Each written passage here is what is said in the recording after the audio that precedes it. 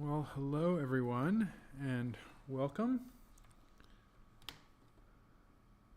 Get my volume adjusted correctly so I don't hear myself. As always, let me know if you all can't hear me, if you can hear me too loud, or any other helpful input on the technological side of this Ramblestream. All right, well, let's go ahead and get started. As always, I am Richard, your host of the Ramblestream, founder and designer here at Janus Motorcycles. If you're new to the Ramblestream is a time when we crack a beverage, which I'll be doing in a second, and just spend a little time chit-chatting, bantering back and forth, asking questions, connecting on any level. You can talk with other folks in the chat, and then I either will do like kind of slideshow format updates on what we've been up to, or some design work on parts for Janus Motorcycles. Tonight, what I have on the schedule for us to do is wrap up some of the design that we didn't finish last time round. So we'll dig into that in a little bit. Y'all seem to enjoy it. We'll keep doing it as long as everybody is still having fun. So let's kick off by getting in the chat here. I'll go ahead. I try and pause periodically and catch all of y'all's comments. And as I've said before, we are a small enough stream that I usually can catch every single one. So if I miss something, y'all let me know, and I will try and catch it. So first up, we've got Francis Gertz is in Iowa City having an A&W root beer. Welcome, Francis. I'll go ahead and start myself off. I am in Goshen, Indiana, and I'm drinking the last of the Tecates. Cheers. Multifarious, how's it going, my friend? Tom was just here. That was Friday? No, was that? Man, I'm so... yes, Friday. He picked up his bike. And so it was great to have Tom in. Good to see you're back safe and sound, drinking Sam Adams in Wisconsin. Dan says sound is fine. Thank you, Dan. Charles McGahagan says howdy from the Eastern Shore. As always, good to see you, Charles. Kelly Chrisman, I can hear you but can't see you. I think that's a problem on your end because I am able to see this on YouTube. So try refreshing it. It won't hurt for you to refresh the stream on your end if you're on YouTube. Jeepman Dan, always good to see you. Ahoy there. Brent Bryan. That's like B. Douglas. Brent's on Maumee, Ohio, Great Lakes Brewing Company, Edmund Fitzgerald. That's a good one. And I know you like porter.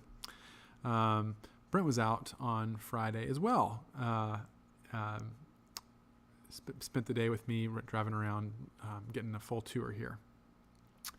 Kid Fed Yank says, howdy from NC. Still dreaming of riding Halcyon 250. Well,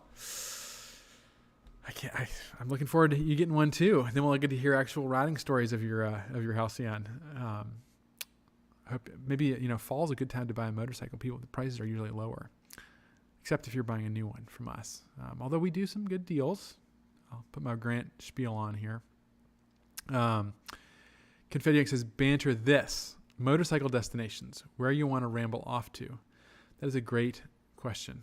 Lately, what was that? Oh, I was just out in the West, and I was thinking a trip. Maybe this is predictable, but a week-long or so trip in Northern California would be absolutely incredible. However, one of the trips on my wish list has been to ride around Lake Superior. So one of these years, I want to take my time. And I don't want to do a iron butt saddle soar 1000 around Lake Superior, because what a waste. I would, it would be fun. Don't get me wrong, but I want to stop and see the sights and go camping and take my time. So I'll put that on the top of my list. Let's see. Bob Benstead, Sturgis, South Dakota. Halcyon 450 coming soon. Sucking on a Pepsi. Jim Winters, good to see you, Bob. Good to see you, Jim. Happy nice riding day from Indiana Dunes. Gary's on. He says, I have no sound. Is anyone else experiencing any issues with sound? If you are, sing out. I'm showing, let me just double check.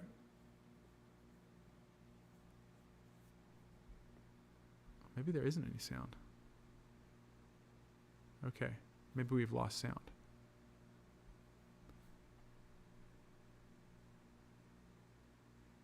No, I think we're good. Let me know if you can't hear me.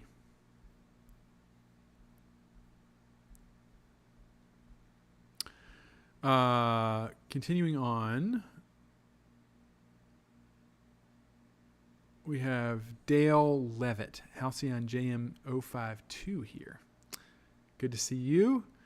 That's great. Where are you signing in from, and what are you sipping on? Perry TX.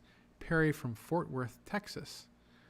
Perry, I can't remember what I sent you, but I sent you a message on the owner's forum today because I recognized I was typing in.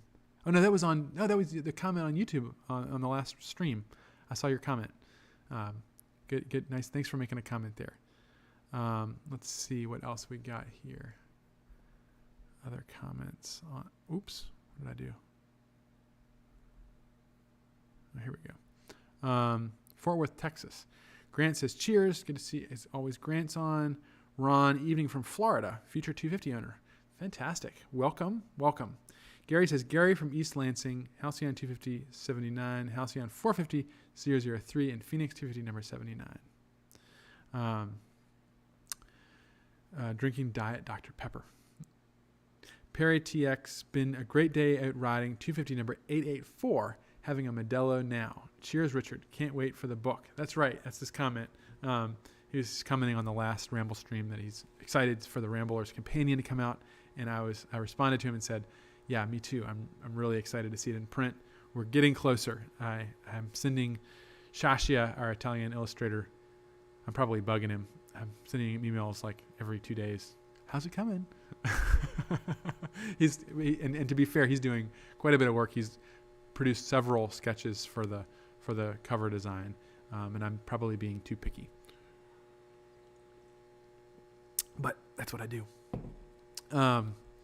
Top Banana 48 says, Fender night at TT, drinking full leaded coffee. That's Brent, our Fender bender. Good to see you, Brent. Tom says JM 1008 is glorious, halfway to first service. Nice. Put some miles on it. That's good. Andy, good to see you on H450 number, Halcyon 450 number 120, Allendale, Michigan. Odd Side Ales, Stout Pumpkin. Not my favorite flavor, but to each their own. I know I'm out of not a popular opinion this time of year. Trying to get this comments thread to scroll. Jordan Hand says, Jordan Hand, Gillette, Wyoming. Wow. Howdy, drinking Dead Guy Ale. Welcome, Jordan. Good to have you on. Kelly Christmas says, as I mentioned last week, I was seriously thinking about buying a 450. Well, I put my money down. You did. Congrats. Looking forward to getting my Halcyon 450. Do you know what number it is yet? That's great. Congratulations. Confetti Yank says, I'm still trying to convince some buddies to join me on a trip up to Michigan. Kind of want to visit Hell.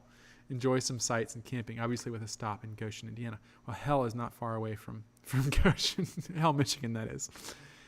Gary says, have it now. Had to reboot. Okay, good, great.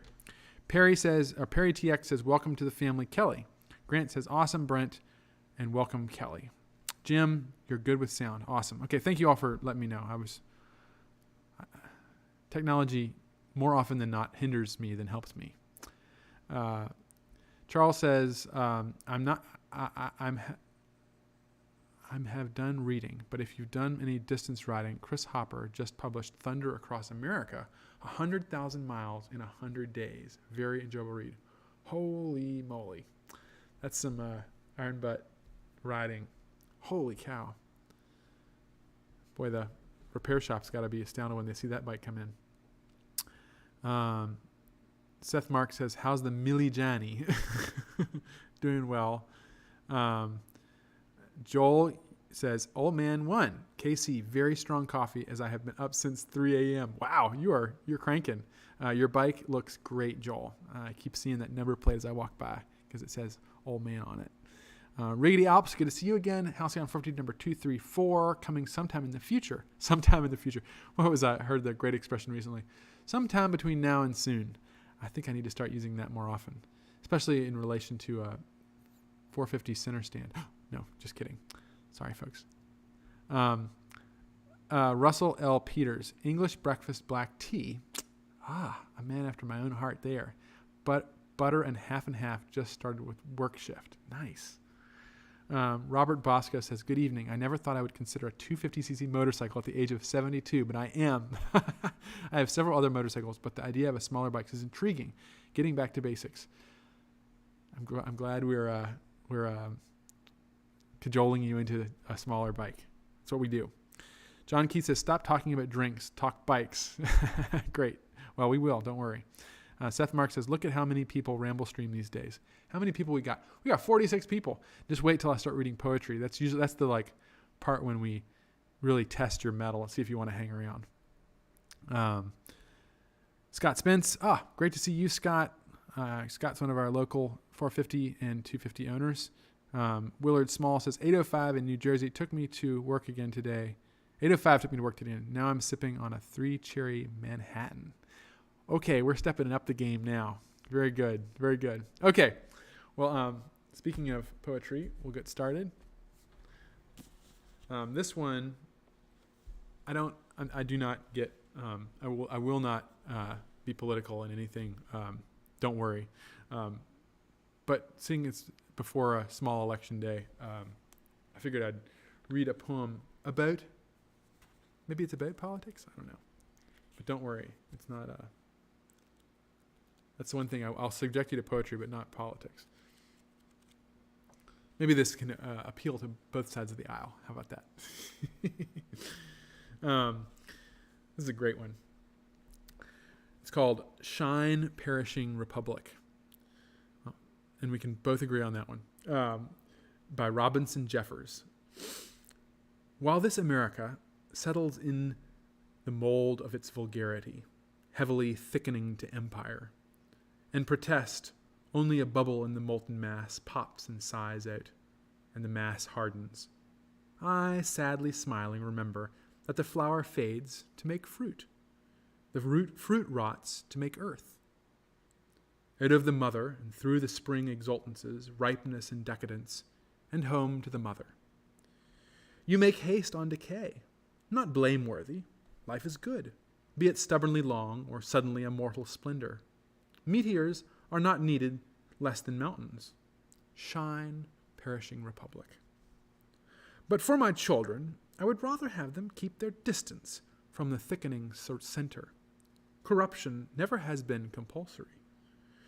When the cities lie at the monster's feet, there are left the mountains. And boys, be in nothing so moderate as in love of man, a clever servant, insufferable master. There is the trap that catches noblest spirits, that caught, they say, God when he walked on earth. That's a great one. A great one. Okay, let's see what I've missed, see if we've lost anybody. Yeah. Oh, we've actually gained one person. Great. People stick around. It's good. All right. So we've gotten some introductions. We know what we're drinking and read a poem. Let's go ahead and dig into some design work. Yeah. Let's pull this up. Get this all prepped for y'all.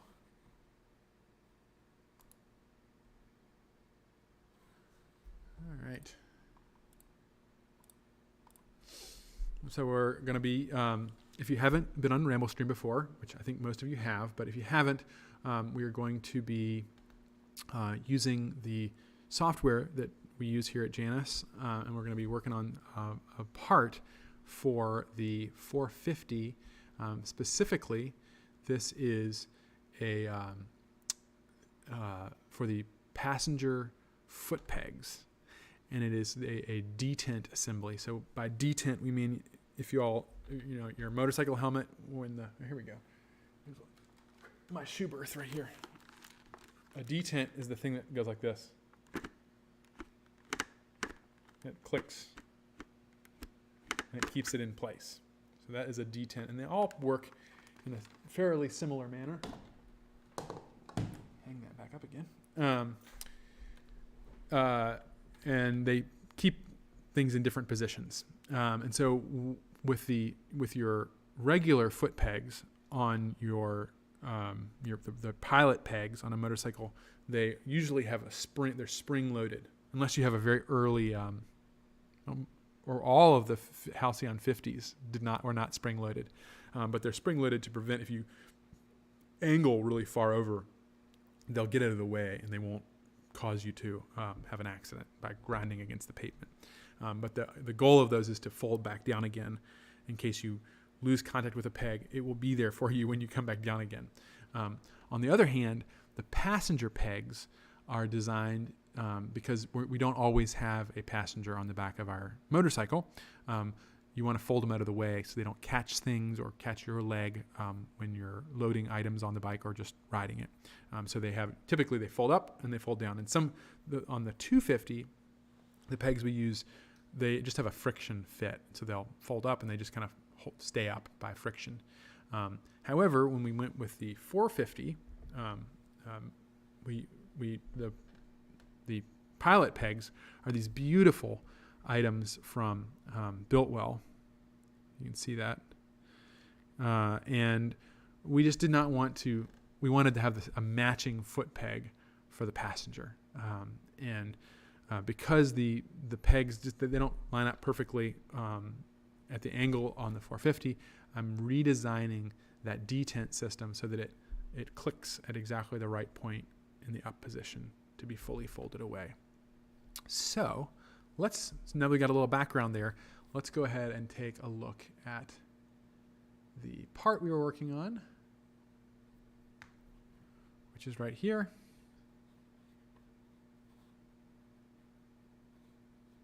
And here it is. I'll turn that sketch off. So basically, it looks like this. And if you want to see the real version, it's somewhere on my desk here. Oh, it's right here. It's a little piece of metal like this, and it fits in there, and it has these two holes at the bottom. Or as you can see on the screen, this hole right here and this hole right here. They're highlighted in yellow there. And on the foot peg itself, there's another little hole that lines up with those, and inside of that there'll be a spring and a ball bearing. And so when it clicks into place in those two positions, it will hold it in place. Of course, when it's in the down position, it actually, this piece of metal here rests, so you can put your weight on it. But in the up position, it just finds where that ball detent clicks. I hope I make sense with that. If there are any questions, let me know. Let's see. Let's go ahead and look at these comments. Let's see. Confed says, Seth Mark, very true. It's grown a lot. The Ramblestream has. Maybe this will get more interested. Maybe this will get more interest to it. Seth says, remember when it was 12? And now 12 can leave and it'll still be a lot. All good. N8RAB says, go ahead, politics is part of life in America. Well, doesn't mean we have to sully this ramble stream with it for now.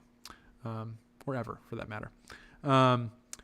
Confed Yank says, Robert Bosco, getting back to basic motorbikes with very fundamental controls is certainly its own style of riding. Yeah, it's not the only style, but it's what we do here at Janus. Maybe in our N8 RAB says the only style, right? And I think if you're talking about the foot peg, yes, this is the only style available on the 450. Beautiful foot pegs, really like them. N8 RAB says helmet. I'm not sure. Yes, the helmet I just showed there. I'm not sure what you're asking. Yeah, that is my helmet. It is a Schuberth modular helmet. Awesome German helmets. I like the modulars for long distance riding because you don't have to take it off if you get gas or whatever. You can just flip it up. Around town, I wear a Biltwell, actually same company. I wear their full face helmet without a modular top. John Keith says, I've got a BSA 751cc I want to drop on a 450. You want to drop the motor in it, I'm assuming? Or you want to sell your BSA to get a Janus? I don't know. Anything's possible. Andy says, made it 2 sips into the stout pumpkin. Terrible.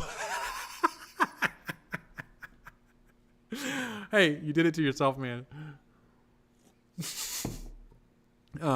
I had to dump it. I can only describe it as the old dirty rainwater from the rusty Folgers cigarette butt behind the brow. Great. That's too bad. Confetti Young says, John Keith, it'd be interesting. I'm getting lost. The 750 in the 450. Eric Goff says, does anyone know anything about the Moto Cult Stage 4 for the 250 motor? Does the 250 have enough power without it? Of course it does. That's what it was designed for. But of course you are talking to the designer. Probably these comments about the aftermarket parts are going to become more common in this thread. But I will answer this one. The typical answer I give is that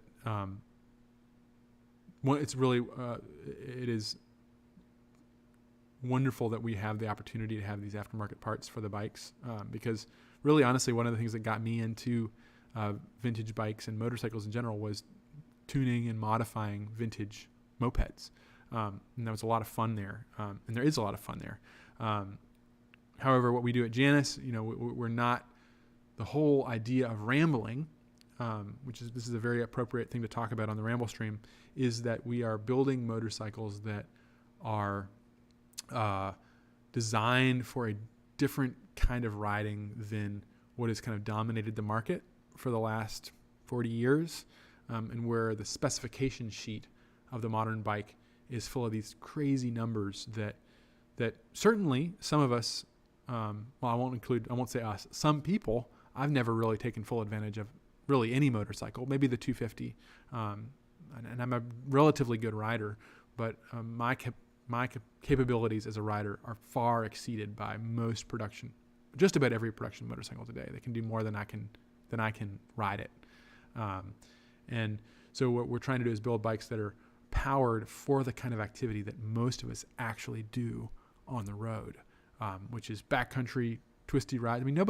Yes, you can buy a motorcycle, a big Goldwing or a Harley or some of the big Kawasaki's that are designed for or Suzuki's that are designed for cross-country riding. And yeah, maybe people would buy it to get on the interstate, but that's not what rambling is. Rambling is 45 to 65 miles an hour on the prettiest roads you can imagine, which are typically the ones that have the most turns. Yes, the aftermarket parts that are available for the Janus, they'll get you a couple extra horsepower, but you're still going to be vastly underpowered compared to most other bikes. And absolutely, the stock motorcycle is designed for a kind of riding, and we really feel, and we've got many owners that agree that, or that often maybe people are kind of surprised by how usable 14 horsepower actually is. So, welcome to try whatever you want, though. G-Man Dan says, Andy, lol. That's his brother, by the way. Kelly says, I've got a question. How long would it take until I receive my 450? Great question. Right now we are, according to the latest report, we're running at about a 4 to 8 week lead time. We're cruising along on 450s, which means we might slow down a little bit just because of parts, but I'd say you're in that 6 to 8 week time frame right now, cranking right along on them. Confetti Yank says, Andy, that is quite descriptive and a very age-acquired knowledge. John Key says, Eric, without stage 4, it's a normal 250cc. A blast, but more power and better low end is nice. Yeah, there you go. Honestly, really, it's not just any 250. It's a fairly underpowered 250. Our little 250s are not state-of-the-art. They are not fuel-injected. You can get a Kawasaki or some Honda little 250s that actually go even faster if you want, if that's your thing. But I don't think many people are buying a Janus to go fast. So, or they shouldn't be. They're fooling themselves. Perry Ford says, long live Janus MC from Houston. Welcome, Perry. And Dan says, Dan Radimsky says, do you put Biltwell grips on them? We do. They're Biltwell grips as well. I don't have any handy, but all the bikes have Biltwell grips. Okay, let's start working on this design. Let's see. Oh, we've already killed 25 minutes. 1 hour is not enough. All right, so let's go ahead and dig in here. So what we've got is we ended up by finishing the design. And one thing that I have noticed when I was doing some measurements on this is that I actually made a mistake. It doesn't, well here, I'll show you how I found the mistake. So we can build assemblies in Onshape as well. And that's what we're gonna do now is I was building this assembly actually today. So this is the full part that bolts on. So this is your passenger peg right here. So you can see there's the bolt. This will be bolted to your exhaust hanger bracket / passenger peg bracket. That's what it's called. And then the detent fits inside that, and then the peg will slide in here. However, when I mated it all together, you use these mates. If you want to see the mate for this one, it's right here. That's what it looks like. It's this little, I see both of them. They're these little things like this, and that's actually connected together now. It's fastened in the assembly. And when I did that, look what I found. We have a interference. So if you look at it directly from above, it's got clearance from the sides, but the back does not. And so actually what I found is I had actually thickened, I made the sheet metal go to the outside. I already fixed that, so it's now going to the correct side. However, the hole is not, it's too close, or the hole is not close enough to the brake. So I need to move this whole piece out, which means that the hole needs to go that way on your screen. So let's just go ahead and do that now. So we're going to go into the sketch. So there's the sketch. And we're going to move this. The measurement that I corrected to is we're just going to go to 0.4. We're going to drop the 4.3. And see that move over? If you didn't see it, there it is. That's where it was before. And now we're going to move it. Oh, I'm off your screen. I always forget the comments come over the. I'll move this little dialog out of the way. So that's where it was. And then we're going to 0.4. See it kick over like that.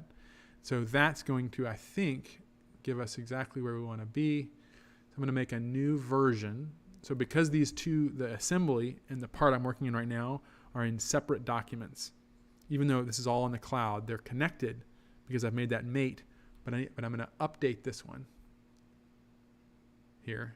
I'm going to make a version of it, a new version. I haven't released it yet as a part, but I'll make a new version of it.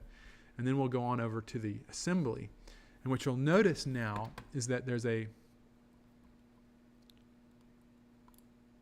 up here is a little blue kind of spinny thing. And there's a piece here that says that it needs to be, and that basically means it needs to be, a reference needs to be updated. So I'm going to update, and you might be able to catch it here with your eye. It'll move click. You see that click over? And now when we look at the part from above, it's perfect. It's spaced at exactly where we want it to be.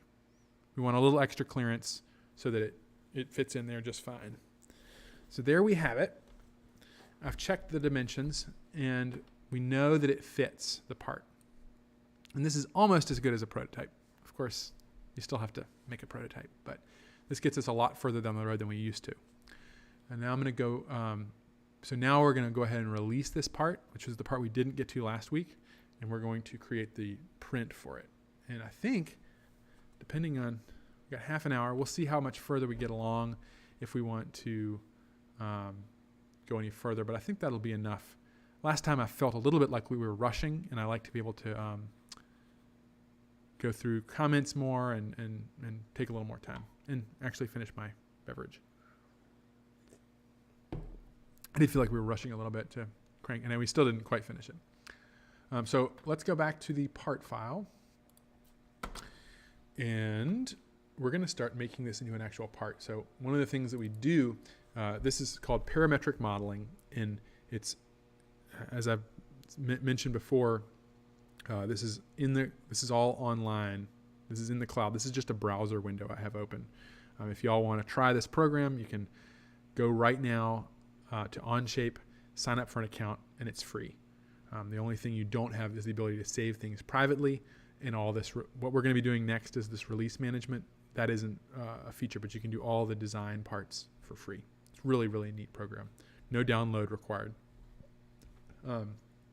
But in order to connect those different files, like I was just showing you, where the part is going into the assembly and you can update that part, et cetera, et cetera, et cetera, we have to input all the information into the part file that it requires to know how to interface, so that the naming conventions are correct.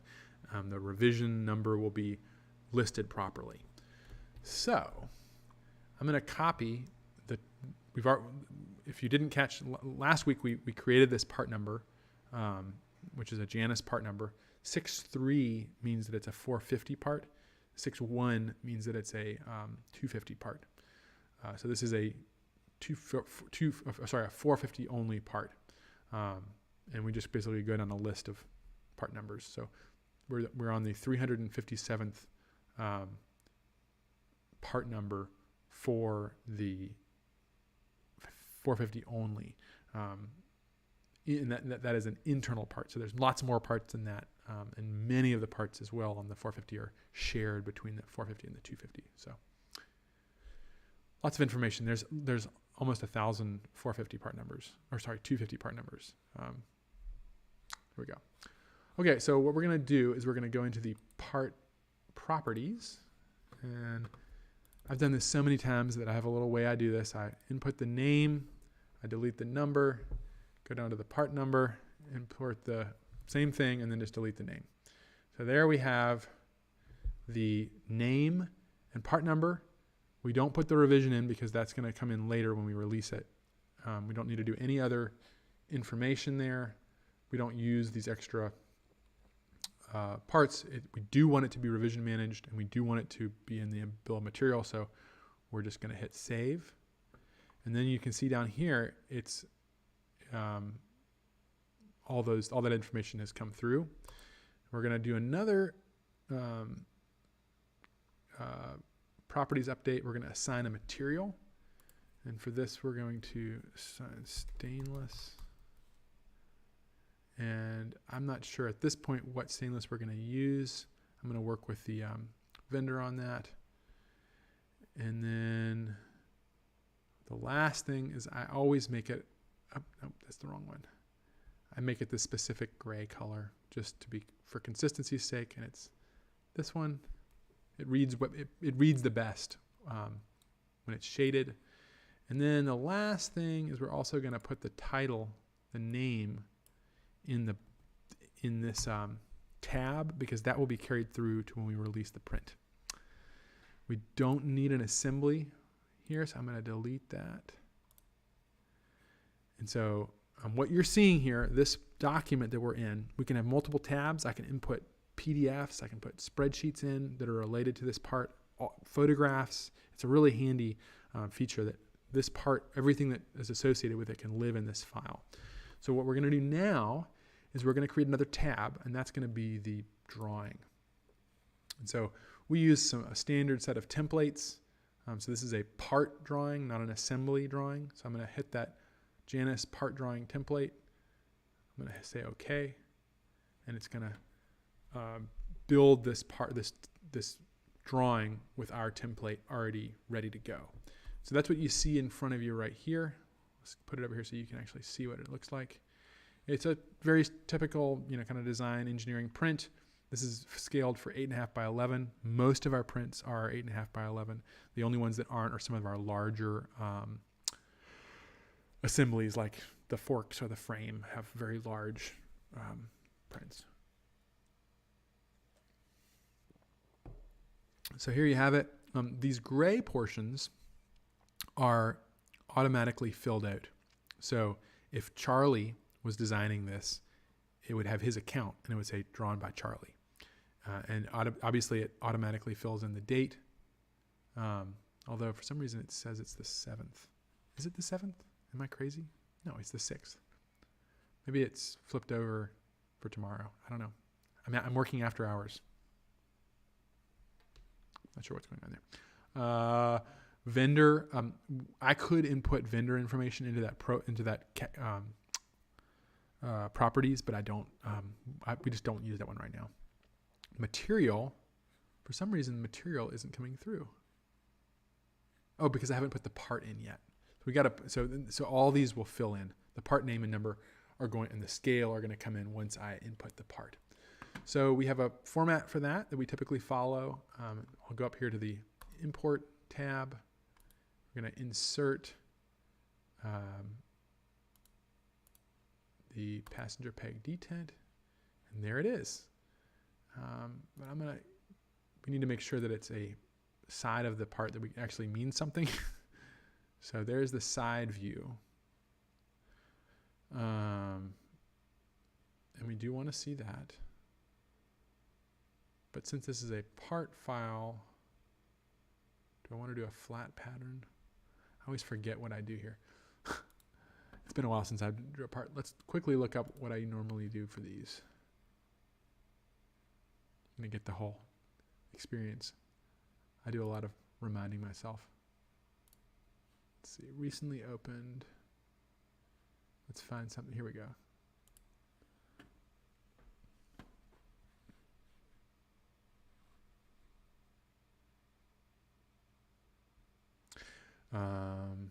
There we go. Yeah, so I'm going to show this as a flat pattern with the breaks for the laser cutter.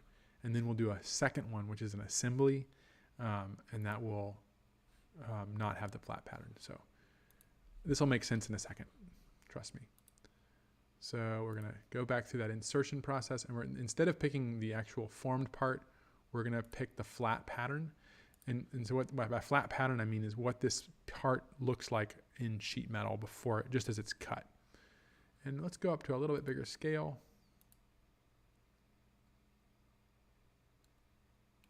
We'll try 2:1 so that we can really put some nice measurements on there. And there we go. And next up, let's go ahead and put some, so it already has the breaks on there. And I've already specified what the bend radius for it is. So if you didn't catch that, last week we went over that. But now we're going to add some dimensioning. And this is pretty handy the way it does this. We'll just go from this edge out here. We're going to do an ordinate dimensioning. So just tends to be the most accurate way of doing it. You don't stack up any errors.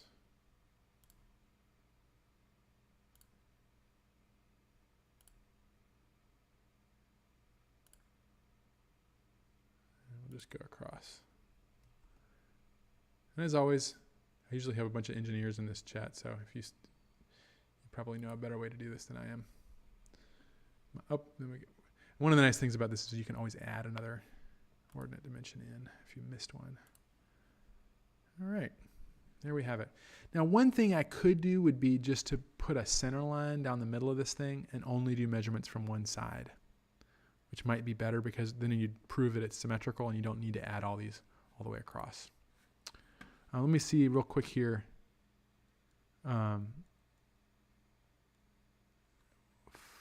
Following up on the, oh my word, I don't have it on the screen. I'm so sorry. Goodness gracious. This is what happens when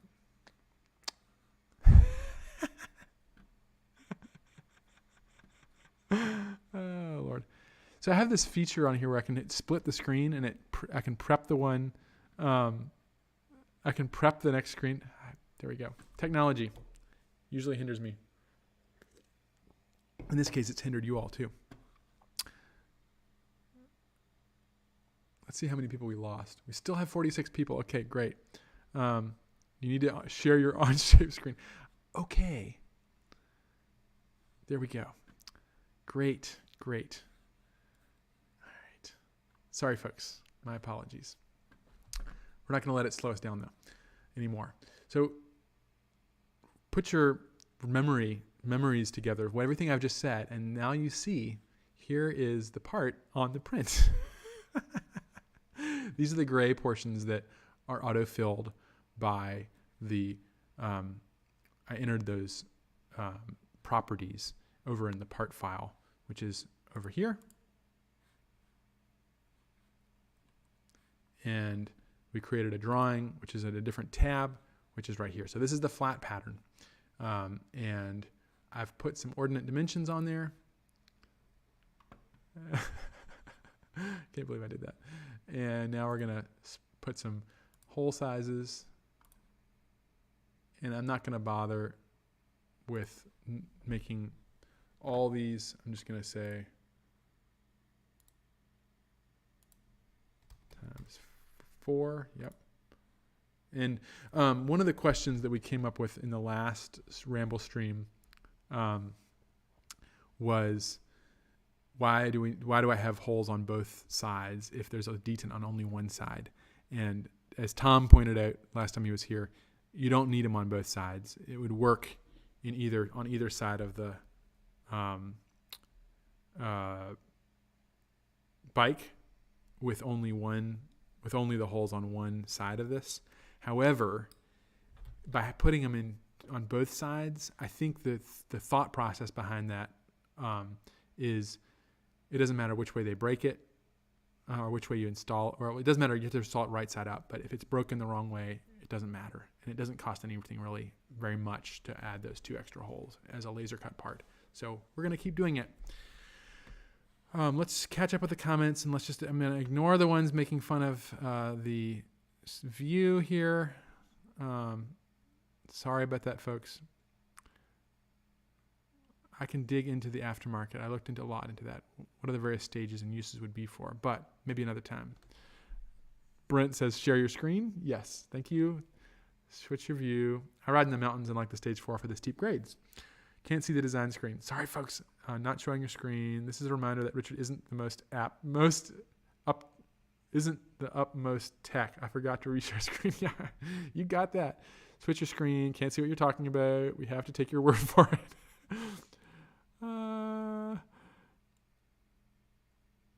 I'm curious how long before Richard catches he forgot to share the screen. I watched Charlie's latest Colorado video today. Any idea about the availability for the highway front bar crash bars? Yes, I do have a quick update on that the laser cut parts have been, I think, at least for the next prototype set. No, they're ready. We're getting parts in. So those are going to be coming soon. We have to work out getting them into production. But they are moving along quickly, and we would love to have those available in the very near future.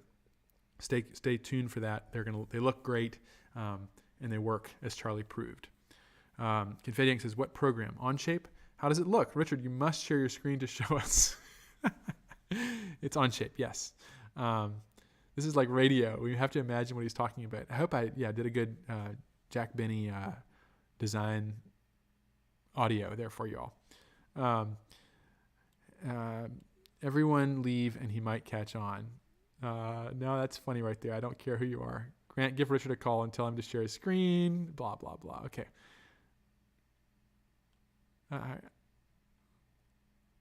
Great. The party showing on the screen has a great beard. Thanks. How many beers did he have before the Ramblestream? Wow, this is rear foot peg bracket assembly. Looks like a lot like a handsome gentleman. Ooh, thank you, Andy. I'm going to go and watch my grass grow at night. Okay, all right. If you look close, you can see the screen reflection in his eyes. We should all log off at the same time for about 5 seconds. Okay. Beers or Red Bull? Yeah, Richard, that looks awesome. I'm glad you're sharing it. Blah, blah, blah. Worth the wait. I do not believe the tension holes on both sides. Yes, you're right, Tom. It does not need them on both sides. You are correct. As I just said. N8RAB, that is exactly how I imagined it. Great, I did a perfect job explaining it. Brent says, precisely how we imagined it would look. Yes, he did that. Not the first time, nor the last. Nope, it won't be the last. I'm sorry, folks. Just the first time since 30 plus viewers. Yeah, I have done it before too. All good. It was entertaining. Carl. Hey, Carl. Good to see you. I'm glad you're enjoying that 450 and it's running well for you. Got it, Tom. Tom got it. Paul Zock says, all good. Was funny as all the comments were coming and didn't see them. Also a reminder that Richard is great designed. Something along those lines. Okay. All right. The lesson on that one is I need to stop using the split screen. I'm trying to use technology too much because I can prep the next screen. Basically, it's like I prep the screen and then I can hit transition and it goes to the next screen. Well, I didn't hit the transition button. So I'm not going to do that anymore. Okay. We have like 13 minutes. Well, this is going to be like a 4-part series on designing a single part. So we got the ordinate dimensions going this way. Now we're going to add the ordinate dimensions going the other way. And I'll readjust these in a second because we're going to overlap some of our other dimensions. And for some reason, I'm doing this one as an outside dimension, like negative number. I tend to do that on parts like that are hard to measure. I could do it differently, but it's going to be hard to measure where these holes are. You got to think about it how the person measuring the part will look at it too and see if it'll make sense to them in case someone ever did have to measure this part and check that it was correct. Okay, there we go. We got just about all the dimensions in there. We could add these outer radii, but I just don't think it's important. These are not critical parts or dimensions, so I'm going to leave that off. One of the rules I try and follow with prints is to only have relevant information, and of course you don't want to duplicate anything. If you've said it once, there's no reason to say it twice, which would be a good reason to get rid of all the dimensions on the left side of this. But it's nice to have that overall dimension to just check if you're checking the dimensions. So we're going to put it down here a little bit. And then the next thing we do is when we've started doing this over the last 3 years is a revision table. So we can automatically add this. This is another great feature in Onshape. This is also available with other programs, but it's just, for me, coming from a completely manual hand drafting background or even a CAD background, this stuff was not done. It's not as automatic, which is, it's handy. I mean, we talk a lot in Rambling about having, not being super efficient is really what Januses Jani are about, is not being efficient or necessarily practical. We choose to ride motorcycles for very different reasons than to be practical. There are better ways to get from point A to point B. And the same is absolutely true of design and of design tools that we use. My preference, I can actually show you here. I don't know if you can see it, but you can kind of see this wooden box right here is absolutely chock full of all my hand drafting and hand watercoloring tools that I, when I was learning to draft that I used, and that is my training, is in hand drafting, and that is the best way, in my opinion, to design anything is by hand. But we live in a, I'm willing to make compromises. I'm not a stickler, and sometimes when you're trying to bring out a product really quick, you gotta use the tools that you have at hand and make it work. And this certainly is. It's an incredible tool that allows a small company like Janus Motorcycles to be able to bring out a product in such a short amount of time with so few people. I think about the 450, for example, and how we essentially launched that in 2 years, really less than 2 years, if you think about the actual design work and the number of people involved. Charlie and I were the main people doing the design work. Of course, there were many other people who were involved on a multitude of levels helping to design that bike, but the two of us did all the documentation at the very least, and most of the design. And you kind of compare that with Honda or Ford when they bring out a new vehicle. There's a lot of resources that go into that, and a lot of time and a lot of manpower. And so little programs like this are really wonderful, and they help us to move along. In an ideal world, we could do it all by hand like they used to do, because it's perfectly possible. And I think potentially one of the things that has caused this world where everything is so fascinated and obsessed with efficiency and practicality is because we have to do all this stuff, and it's a result of these processes and red tape that have, when Ettore Bugatti designs a Bugatti, I think it was easier for him to make this beautiful work of art because it was done by hand.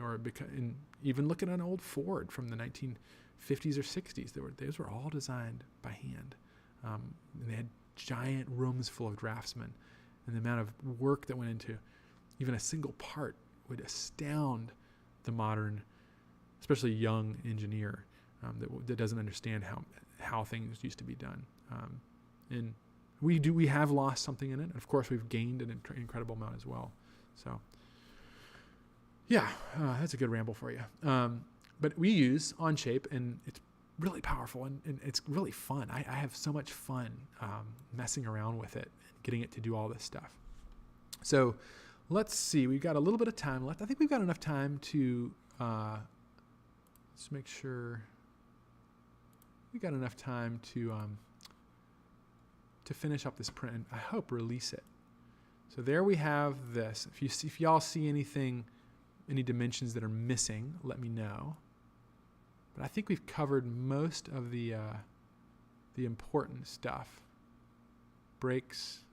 And the last thing that I like to put in here, and this is really a tool for the guy operating the brake press. So this part will be cut by our laser cutter, and they actually have a whole forming shop as well, and so they can cut and break, or in this case bend, the simple term for that, this part, and it's so affordable for us to do that. It just makes so much more sense for us to have them do it than for us to bother breaking or bending the part. So we let them do it, but I always kind of put myself in the shoes of the guy operating the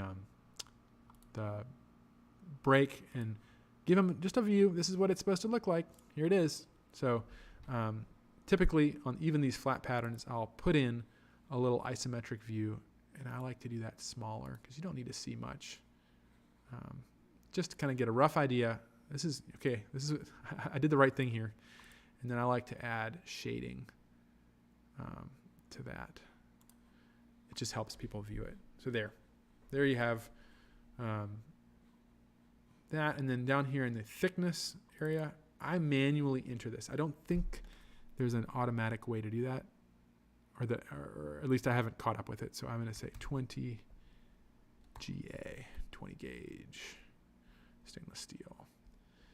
And now you can see it's got the part number, the name, and then over here in the revision category, there's no revision. That will happen when I release this part. So we're going to go ahead. I always do this. Oh, no, we got to give it a title. We're going to say new part. So if we modify this part, there will be another row added. I like to limit that to 2 rows. You don't need to see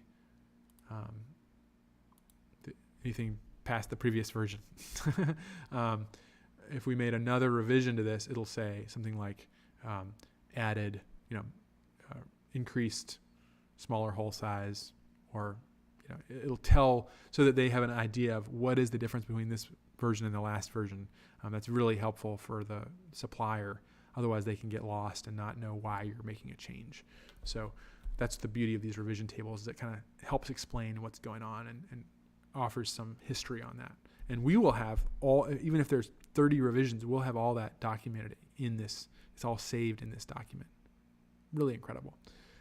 Let's take a quick look at the comments. Carl says, love it, Richard.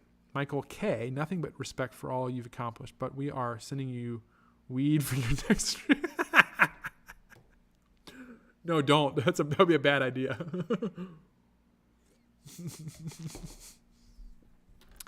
Yeah, confetti things would make Michael K. I feel that would make it worse. Yeah, that would not be good.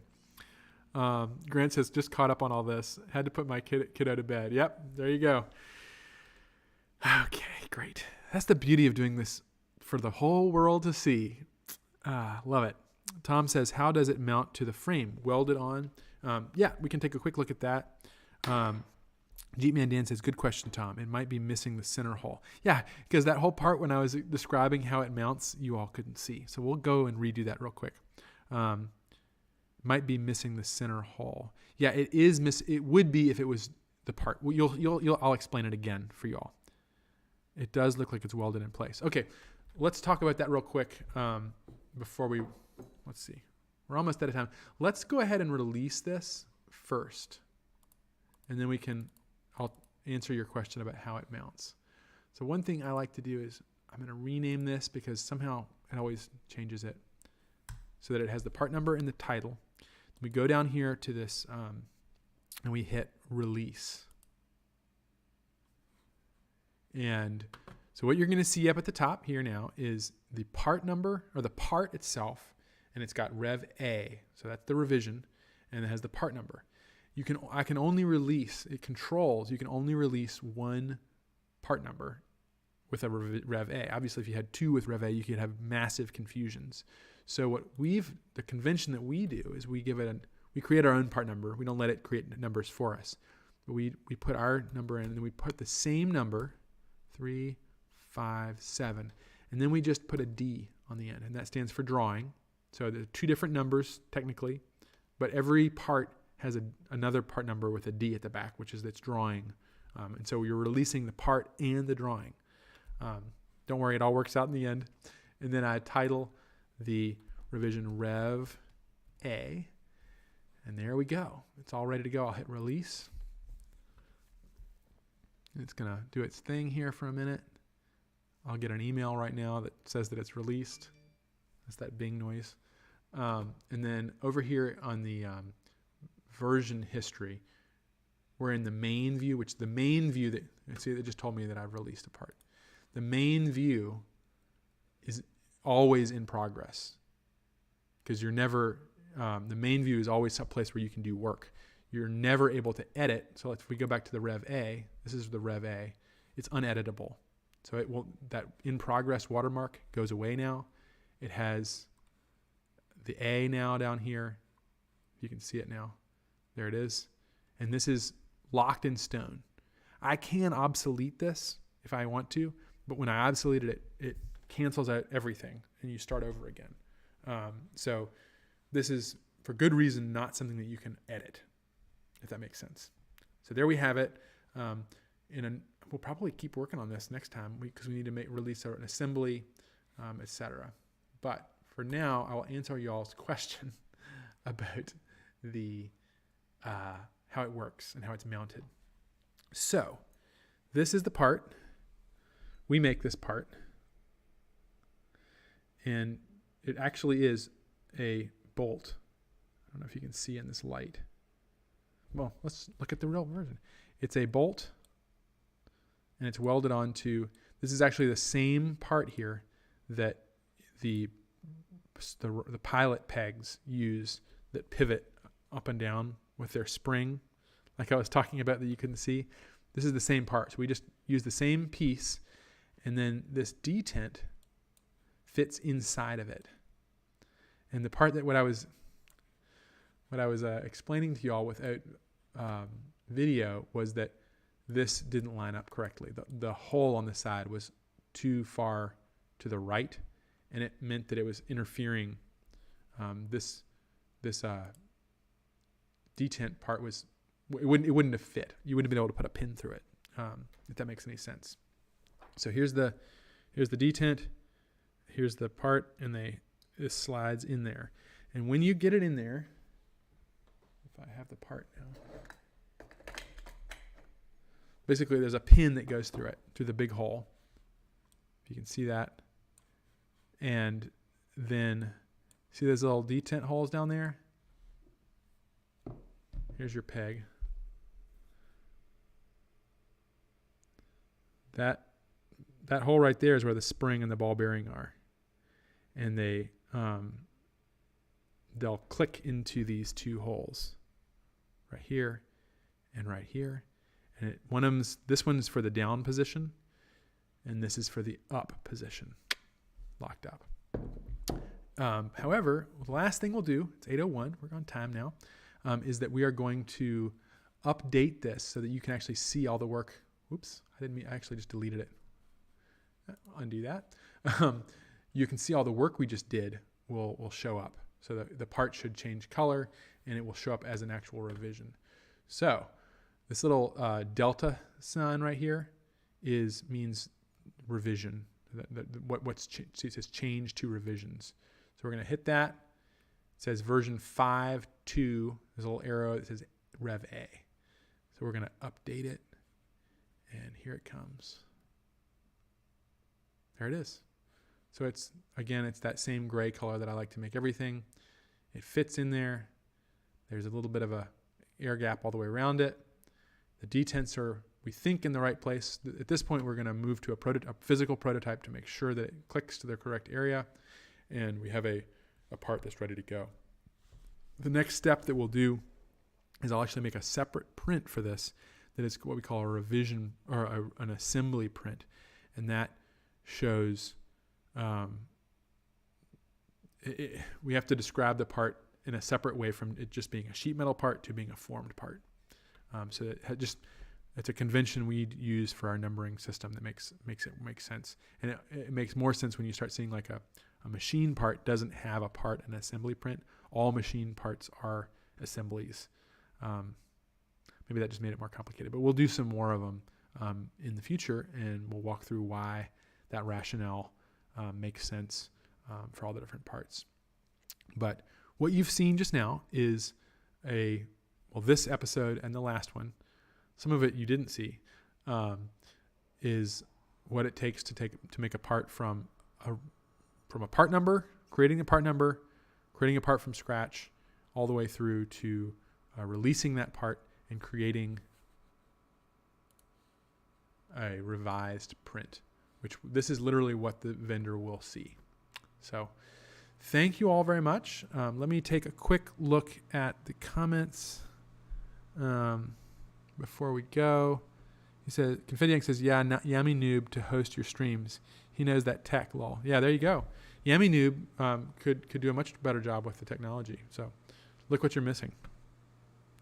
Tom says, that's hilarious. Yeah. We can see it. Great. Tom says, that is genius. Thanks for going back to it. And Confed Yank says, okay, I do have a design question. Would you consider roller rockers for the engine? I mean, certainly consider it. The engines that we use are not available with roller rockers. And as long as they're manufactured correctly, they do not need them. They are hardened properly on this type of motor. It doesn't need it. Obviously, with proper oil and proper treatment of the materials, they work really well, and they have many miles to prove it. But of course, roller rockers make a lot of sense in different applications.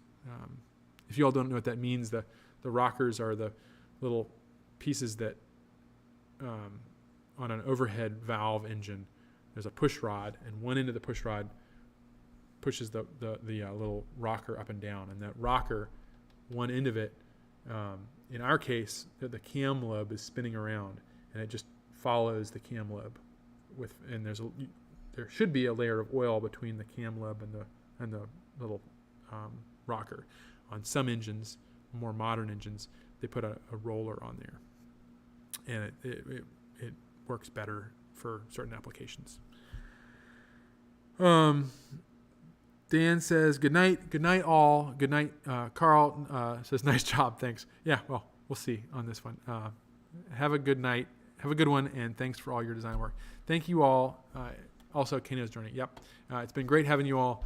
At least you could see me, even if you couldn't see the design. We'll work on doing a better job with that. Thank you all for joining this 18th episode of the Ramblestream. I will catch you all next week. We'll be back, and I'll see you then. See y'all later. Bye-bye.